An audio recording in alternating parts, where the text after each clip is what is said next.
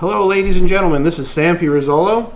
And I'm Bobby Zahn. My co-host Bobby Zahn, and we are back with Right Bites TV. And I want to apologize for taking such a long time off, but I have two children. Summertime is here.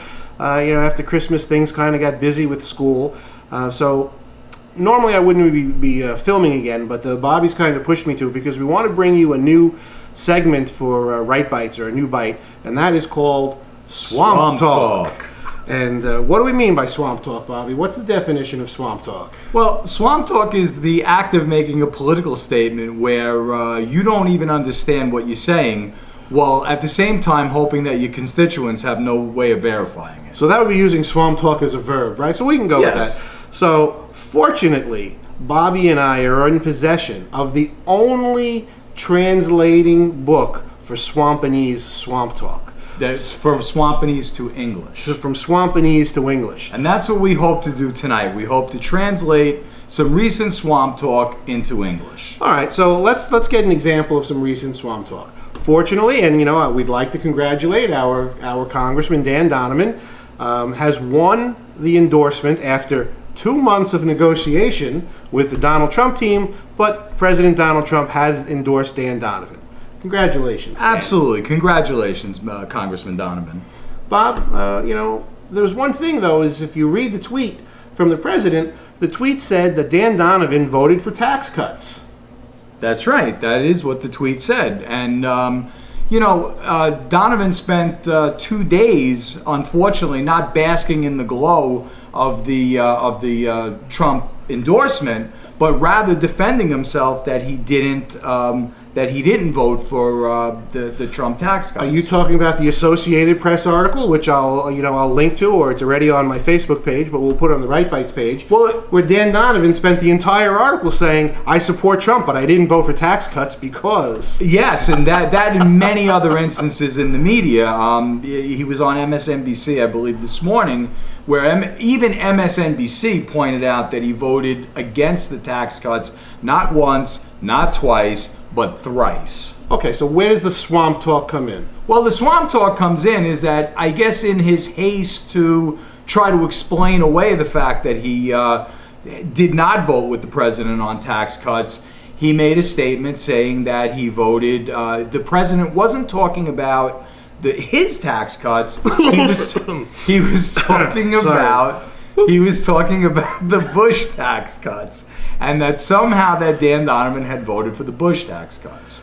The Bush tax cuts. I don't think Donovan was in office to talk to the Bush tax cut, to vote for the Bush tax cuts. Well, that's very, very interesting because Donovan was not in the office, and in fact, Right Bites TV had a super secret correspondent call Dan Donovan's office today, both locally here in Staten Island and in Washington, D.C., and none of his staffers seemed to know exactly when he voted for the Bush tax cuts. So we took it upon ourselves to investigate the Bush tax cuts, and as far as we can find out... Well, hold on, but let's just set it up. So the swamp talk is, I voted for the Bush tax cuts. And that's what Trump meant. Trump was confused. That's what he meant.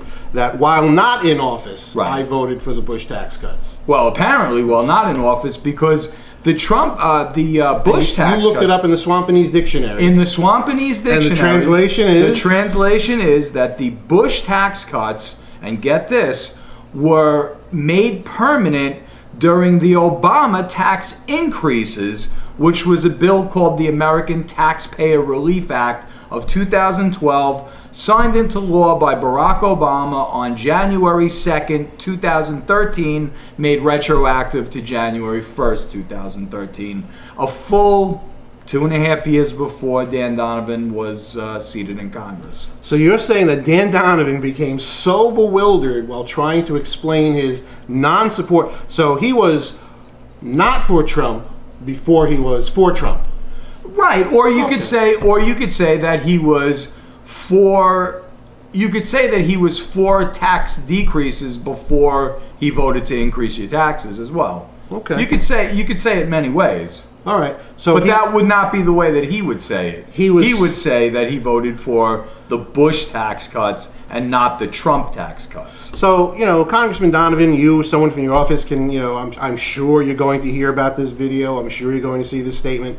If somebody could send us an email at Right Bites TV, you have my phone number, you have Bobby's phone number. If you want to come on the show and explain what you meant when you said you voted for the Bush tax cuts when you weren't in office, we would be really happy to hear from you. See if you maybe can send Jessica to come in.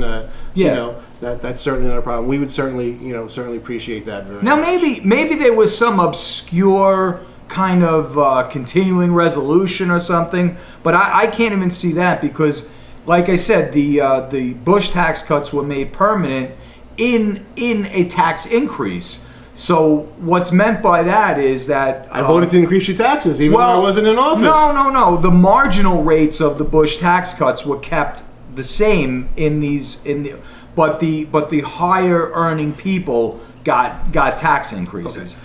Worst case scenario, even if there was a continuing resolution that Congressman Donovan could have voted for, he wasn't necessarily voting for the tax increase, decrease, or plan, whatever it was. All he could have possibly been, if we try to get an nth degree of truth out of this, all he possibly could have been voting for was to extend what was already in place, not to close down the government. Yeah, well, that would probably be what it would have been, not to close down the government. And that is the thing about Swamp Talk. There is an nth degree of truth in it. It's just very, what's the word I'm looking for? Difficult to find? Difficult to find. Not so truthful. It's not so truthful truth. All right. So there you have it, ladies and gentlemen. We're going to end this right here. And the next thing I think we're going to be talking about, so you want to stay tuned, is we're going to be talking about the fact that Dan Donovan, who has a net worth, not about his net worth, but has an annual salary of at least $400,000? Was it a little bit more? I'm not sure. We'll check those numbers. We'll go with the low number of 400,000. Okay, was on the front page of the New York Post with his hands out, looking like Oliver Twist, saying, "I need some more because I can't afford an apartment in Washington D.C." So stay tuned, look for that Right Bite segment, and thanks again. It's good to be back, and I appreciate all the phone calls, the emails, and the letters while we were away. Absolutely. Have a good evening. Bye-bye. Bye.